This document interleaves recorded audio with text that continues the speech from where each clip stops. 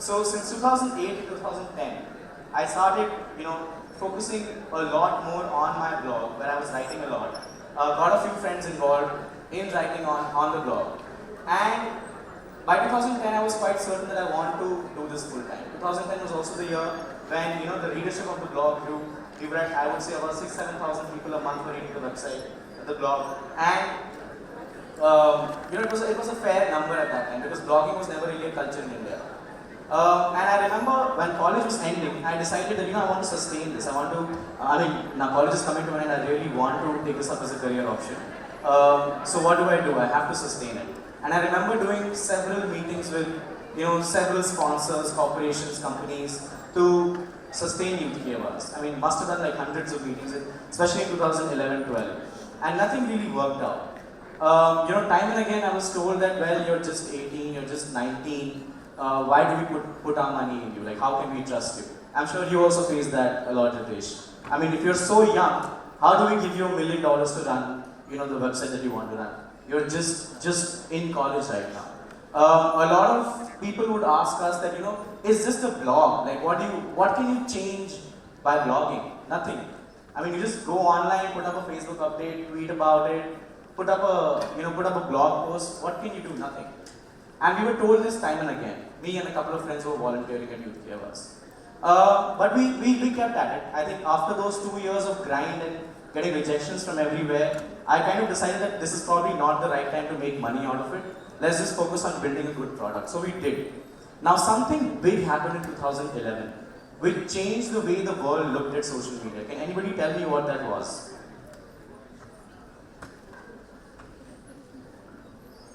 Something big, really big happened in 2011, which really changed the way the world looked at social media. Anybody? Nobody? It did not happen in 2011. There was a big incident in the world that happened. No. In 2011, the Arab Spring happened. The Middle Eastern crisis, where pretty much every country in the Middle East was having a civil war. They were fighting against their dictators. People were on the streets. They were really demanding change because, there was a group of countries in the Middle East which had these dictators for a while who were dictating the way people, would run their lives.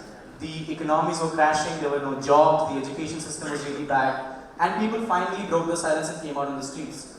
Now what did these dictators do? They cut down on the mainstream media. Nobody could watch the television, nobody could access the newspapers. The journalists were being killed when they were reporting on the civil wars. What really boosted these movements was social media. People started posting on Facebook where they would mobilize, where they would meet to protest. They started tweeting about it. There were common hashtags that came out. There was a guy called Khalid Saeed who initiated a movement who was killed. And there was a Facebook page called We Are All Khalid, which was started by Rail Konem, who was an employee of Google at that time in Egypt. And that page in a day got 1 million likes. And on the streets there were 2 to 3 million people who came because the page had put out a call to mobilize against the dictator. And that was the time when the world pretty much realized that this tool that we've been trivializing for a really long time, which is social media, is actually really important. Facebook, Twitter can actually change things on the ground. They can get people on the ground. And who were the people who were in these movements? Pretty much all young people. All people who were 17, 18, 19, who were really rearing to go out, break the culture of silence, raise their voice, and demand change. They were the ones who were leading these movements in these countries. At the same time, in the US, the Occupy Wall Street movement happened against the crashing economy over there. At the same time, in India, the India Against Corruption movement happened. And all of these movements, led by young people, utilized social media in a very, very smart way. Now even then when we would go to people that, see what social media has done, they would tell us that, you're too young right now, probably do this for a little more, a few more years and then we'll see. But something interesting happened even at YouthKiAwaaz. So a lot of Indians go to the Middle East to work. I'm sure you all know that. A lot of Indians go to countries like Egypt, Libya to work. And when the civil war broke out in Libya, there were a lot of Indians who were stuck there. Now the US had sent their ships and planes to get their citizens back. The UK, did the same. But India, due to geopolitical reasons, they were trying to safeguard their relationship with the Libyan government that was falling. They did not send out the ships and planes to get the Indian citizens back. Now there were thousands of Indian citizens stuck in Libya. And there was no way for the Indian media to reach out to people there because, as I said, journalists were being killed. There was no way to kind of really go on ground in the middle of that civil war, find Indians, talk to them, get their stories. And we were, actively talking about it. We, as I said, had 6,000-7,000 readers at that time.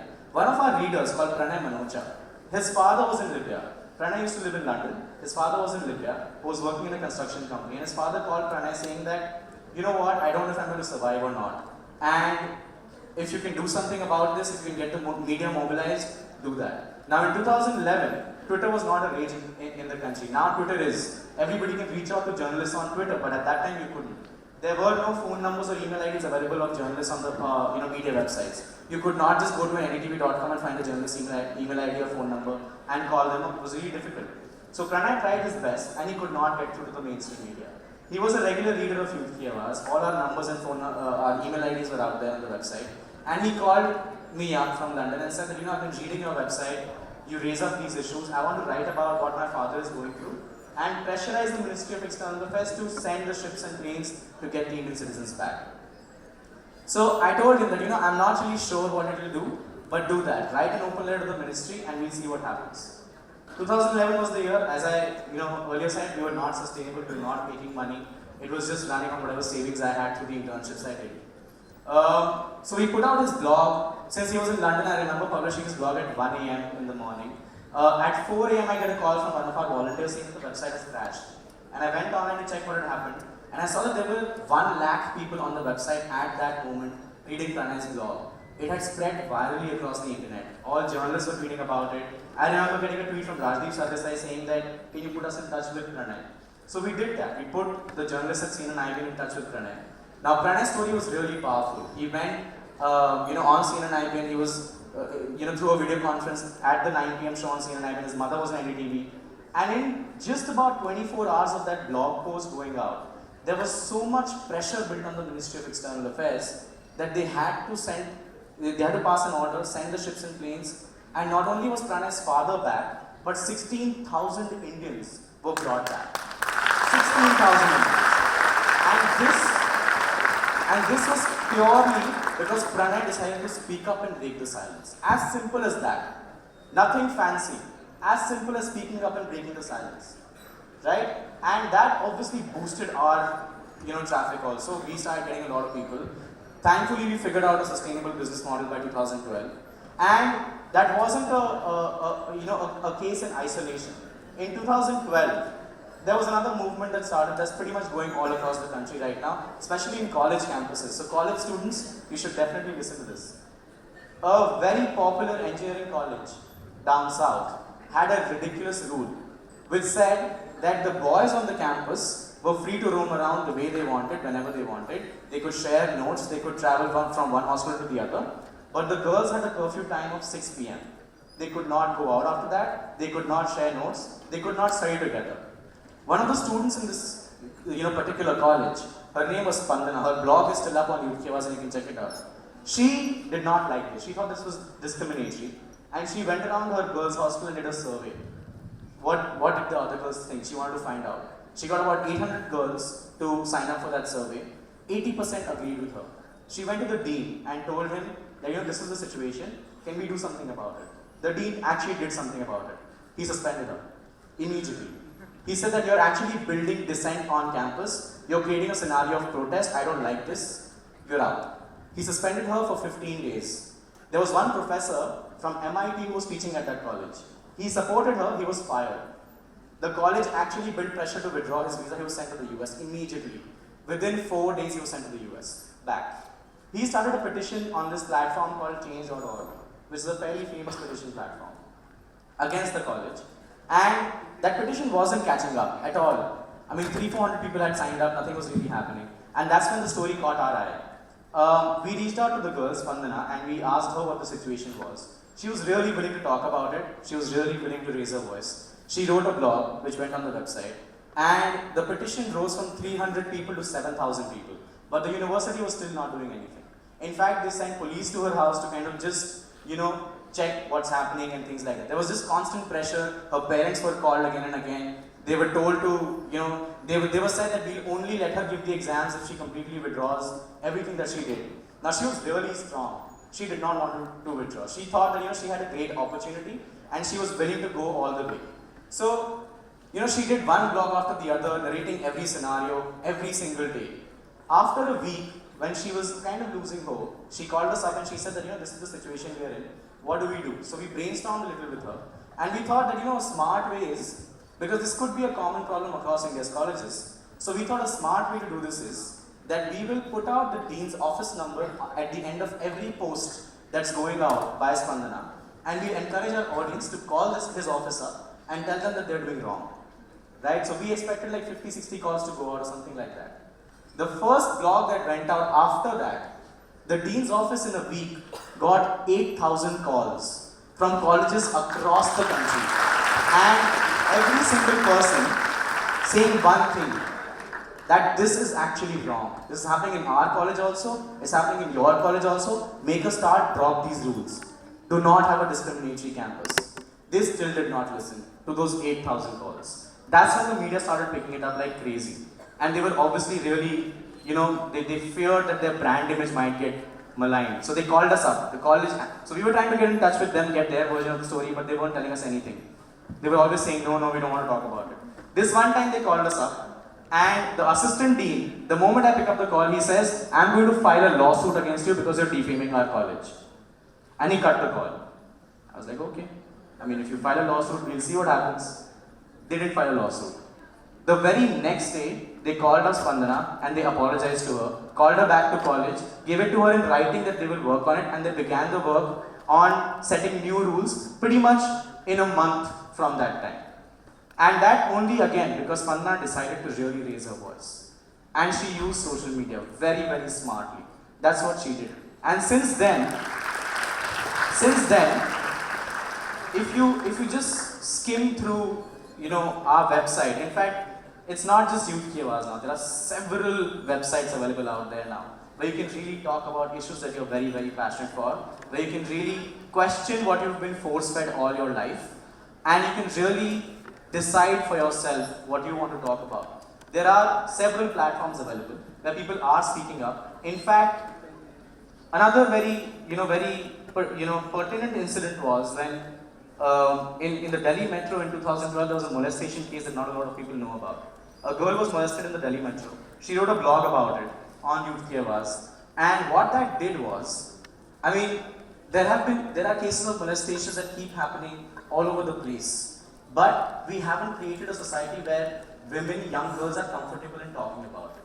They're not comfortable in talking about it, right? So even this girl who wrote the blog, she wanted to file an FIR, but her parents said that no, there will be too much shame, don't file an FIR. She was told to not talk about it. Her professors discouraged her as well.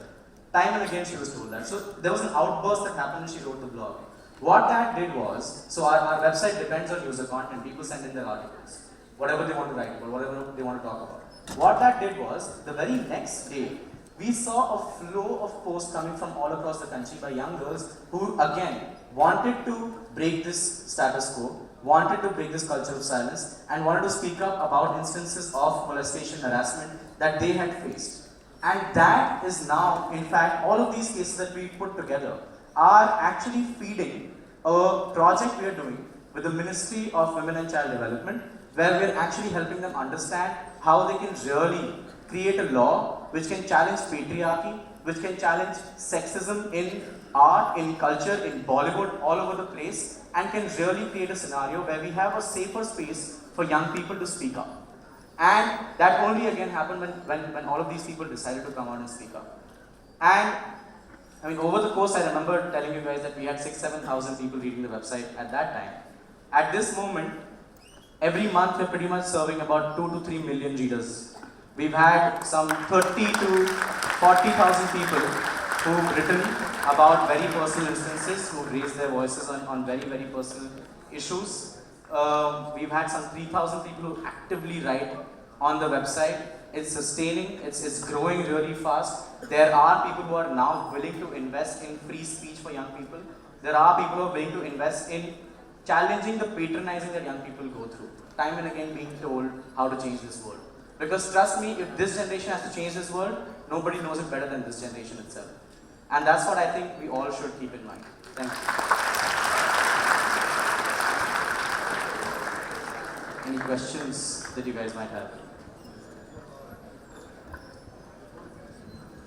Before moving into the question answer round, I would request Jayesh Wangani, Vice President Communication ISIC Jaipur, to ask few questions to Anshul, and then we would get into the audience question answer round.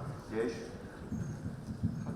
So, my first question to you, your platform, YouthKiAwaaz, targets breaking the stereotypes related to young people. So, what do you want to convey to students that how can they give their bit to this? To our platform? Yeah. I mean, to break the stereotype? Right. I don't think I have to tell them anything, to be honest. Very honest. I think they can figure it out on their own. But if I were to tell them anything, what I've been saying all this while, the first step to any kind of social change or any kind of change is actually speaking about it more openly, creating a more open culture to talk about. Why there is a need of taking up social responsibility by youth today? Why is there a need? Why there is a need? Because we're trying to change tomorrow. I mean, we have to take up the social responsibility today. It's as simple as that. But why youth? See, our country, population in our country is dominated by young people. They are going to be the decision makers of tomorrow. They are going to be the bureaucrats of tomorrow. They are going to be the politicians of tomorrow, engineers, doctors. If we can really target this generation and change the way they think, we can really impact the next generations to come. YouthKiAwaaz is read by over 2 million people every month. So, how do you track the impact? Right, so the impact is stories like the one I told you, like the Libya story, the story of the engineering college that I mentioned, the molestation story that we published. Now these are narratives that don't go out in the mainline media. You will not find them as actively being talked about in a newspaper or on a mainstream media website. And that's the real impact, to be able to influence decisions by the kind of stories that people are telling. Now I want to open it to audiences for any questions. I have a question. Flip side of the story is a two-part question actually. So great that people come out in the open. There are situations where there's one-on-one situations. It's my word against your word. So what happened behind a closed door of a lower court judge, female judge with the high court judge in Madhya Pradesh? No one would come to know the truth, and it's out in the open. So what does the social media do in that? You create a dual opinion. So that's the first part of the question.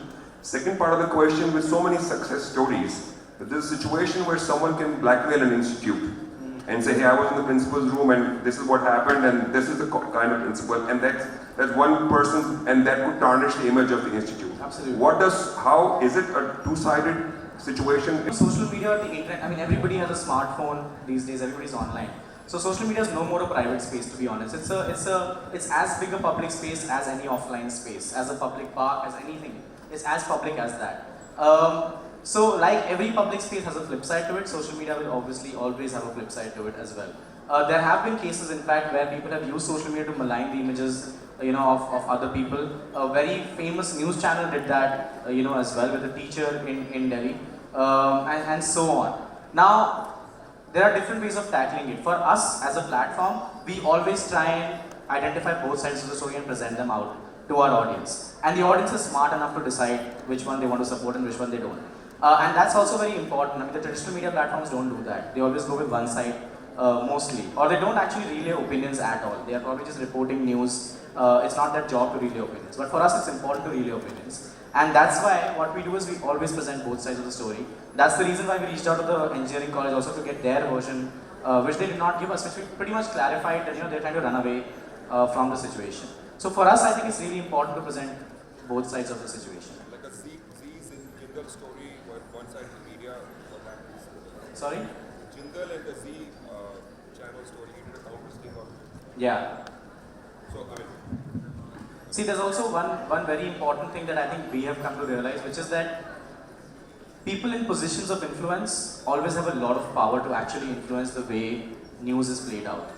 And that can only be challenged if there's enough public perception out there. If people actually start, if the traditional media was already citizen-driven, there would be no need for YouthKiAwaaz. And that's a very ideal scenario. I mean, we are aiming at becoming a really big media company, but the social change we want to bring will be achieved the day we're redundant. People don't need a YouthKiAwaaz.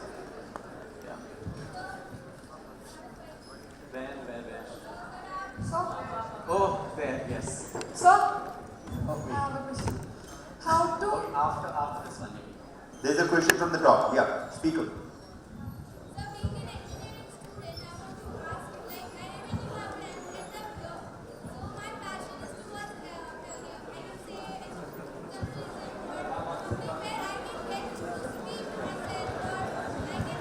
Okay, Salas. Salas. She's trying to talk, yeah.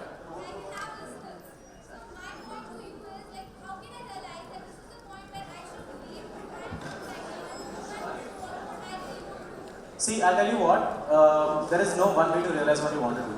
The only way to realize is to try it out. So if it's journalism that you want to do, give it a shot. If you fail at it, don't be afraid of it. That's the only way to actually go about it.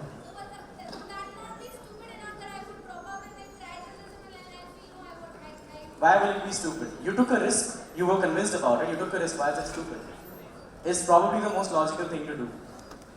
I mean, again, Ritesh is probably a good example of that. I think now we can make that. Over here.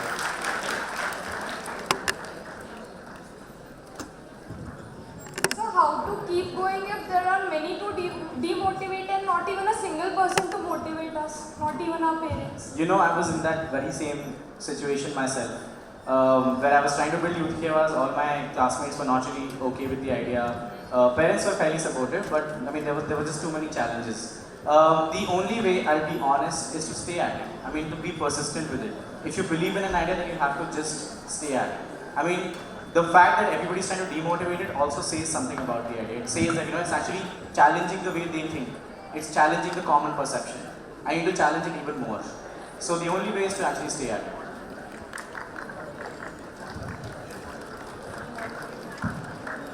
Question? That's it.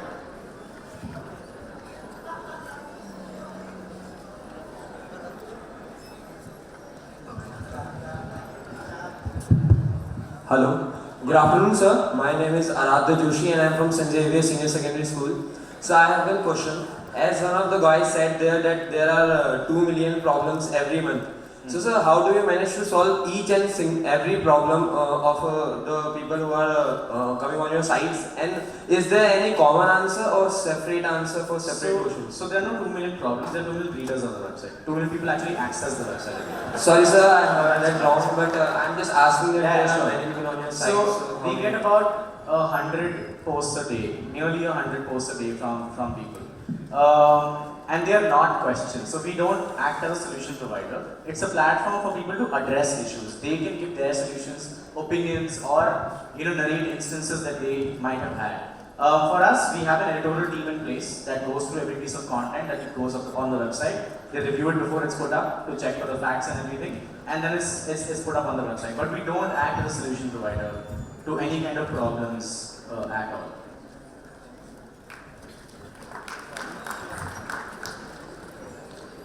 Any more questions? Last 2 questions. This side. Yeah.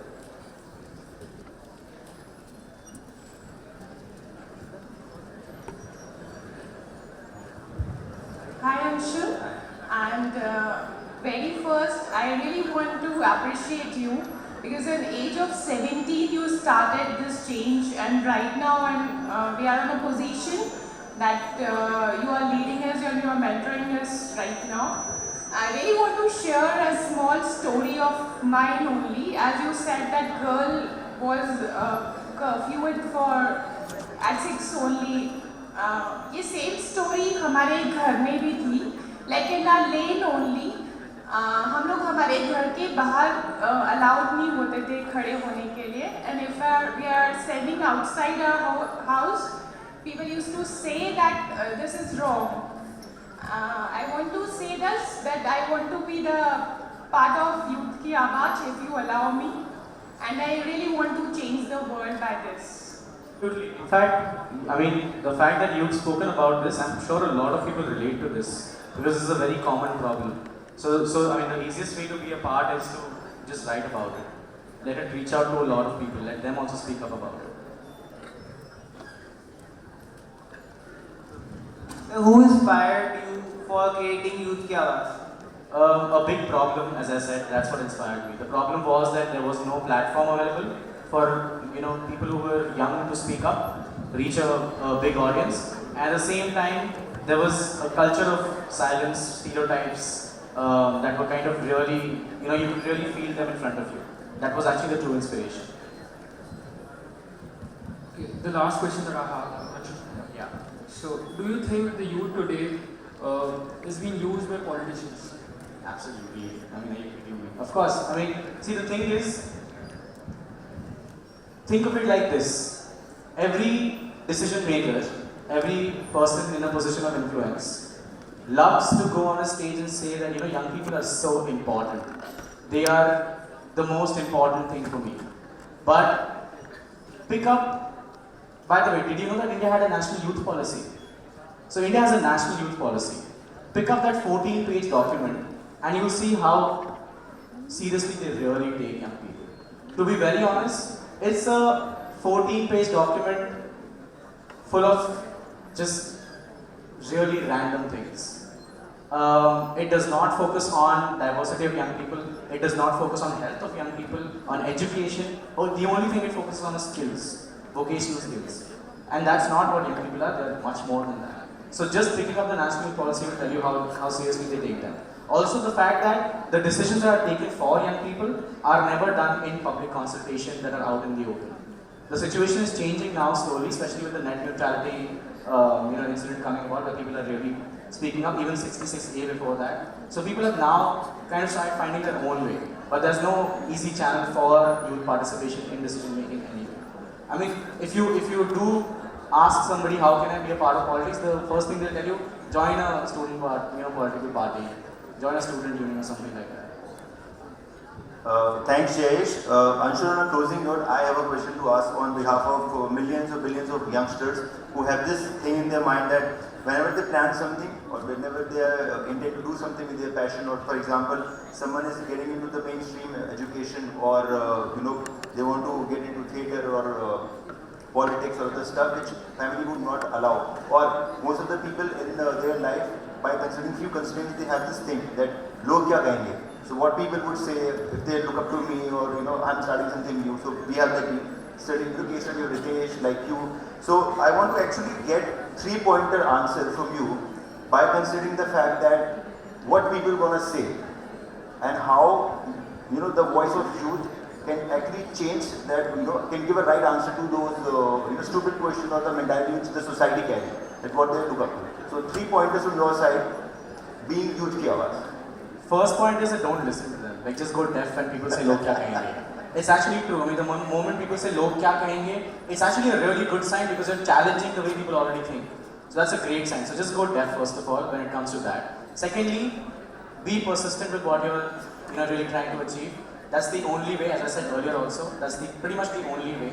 And the third thing is talk about it. Get more people to talk about log kya kahenge, kis bare mein kya kahenge. Get more and more people to talk about it.